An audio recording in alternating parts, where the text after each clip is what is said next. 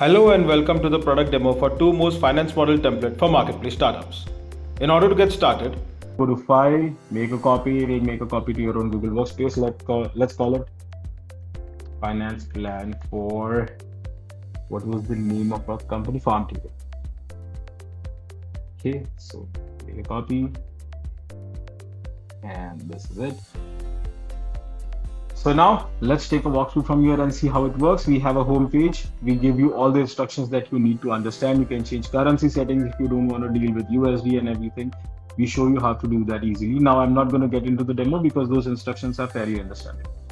Then you start with unit economics. Now for unit economics, we have smartly predicted how the unit economics can actually be. Okay, so sales price per unit, amount to be paid to seller, then the revenue would be your commission, pickup, delivery cost, payment processing. If you want to change up any of these, let's say if you don't do delivery, just delete this row and everything else will be sorted. If the structure that you have for unit economics differs from what we have given you instructions on how to sort of use them. See if you have more than 6 categories and blah, blah, blah. You can add stuff, remove stuff, add formulas, copy paste it very easily. All you have to do is you have to just change this. So let's say instead of $30, your average was 45. Okay. Amount to be paid to seller was okay, so this was your revenue 30%. If it is not 30%, then you can just change it instead of 30% to whatever it is, and then basically it just calculates everything else automatically. Just add pickup and delivery costs, payment processing fee, this will be calculated automatically. Just add this in. Okay, so this is fairly simple. Do this for everything and your unit economics is sorted. Then you go to financial projections. Here, first of all, add any milestones like raise funds. Okay, and we'll just color it black so it shows. So raise funds. So anything that you plan to achieve quarter-wise, you can add small points.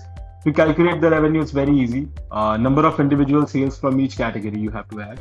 Now, if it's not a category-wise thing, it's a product-wise thing, you can add product-wise. If it is something else that is happening here, you can change it according to that as well. We have actually given you, again, very detailed instructions on how to tweak this for different business models, right? So if let's say you're not directly selling anything to a platform, although marketplace does, like, you do have to sell something for you to call it a marketplace. But let's say you're not directly selling, you're doing something else or making revenue from something else. Let's say this is number of subscriptions, then you can edit it accordingly. Whenever you edit something, so let's say it's 35,000 instead of 30,000, these figures automatically get edited. So 40,000. Okay. So you just have to predict number of individual sales for everything and the revenue will automatically be calculated for the entire thing. So just edit the thing in black. Okay. If you have any other income streams apart from the ones mentioned in unit economics, add them here as well. Now, once you do that, your COGS, the cost of goods and services, is automatically calculated because of the formulas. It takes all the data from unit economics and does all this crazy calculation on the back end, and this information comes here.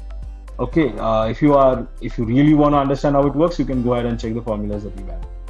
Then the next one would be costs for other income streams. Since this wasn't mentioned in unit economics, you have to add it manually. Total marketing expense, just add this. Then it will calculate this and also your CAC. For total salaries, you have to go to teams and salaries section, add all the people that you want to hire. If you want to hire less than these many people, just delete that row. If you want to add more, add a row and drag the formulas. Okay, add these details, hiring schedule, monthly salary and this thing, and that's it. The total monthly cost will be calculated. The total monthly cost for each and every employee will be automatically calculated here.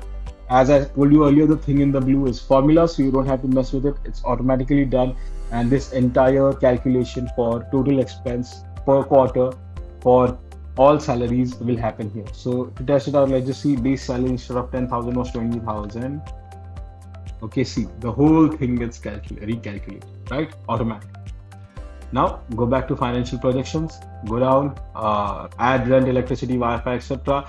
All the expenses. If you have any capital expenditure, that is one-time expenses, add it here. Then if you want to calculate the depreciation on it, I'll tell you how to do that later. Okay. For any debt payments, just add the total loan amount and then go here and add the interest amount that you have. Okay, and rest will be calculated automatically. You just have to add the principal payments as well. Okay. For cash in bank and final analysis, just add the amount of money that you are going to have at the start of this month. So 1st April 2024, how much money you have? Let's say we have $980,000. I add it here. Everything else will be calculated. Let's say I had 102, like 1.2 million.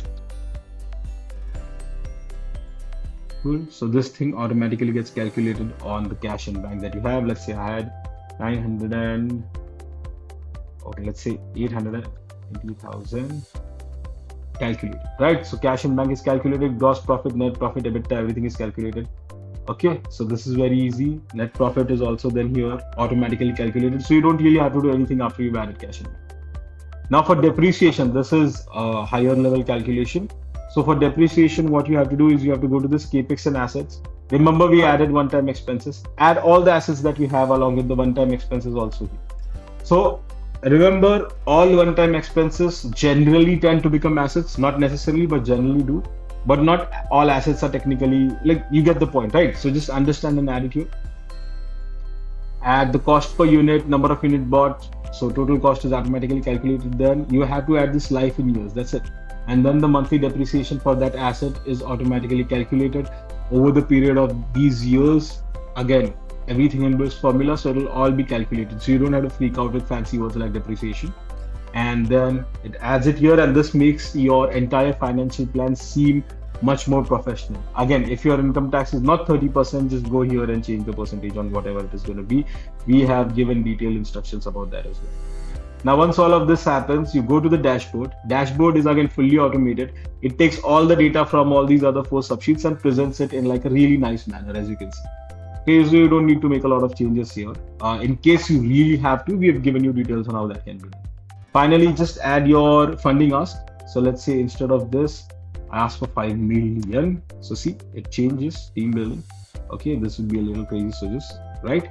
So add your notes and assumptions here, and you are done with the finance plan. So that's it. Thanks so much for watching, and we really hope that this template adds a lot of value to your business efforts.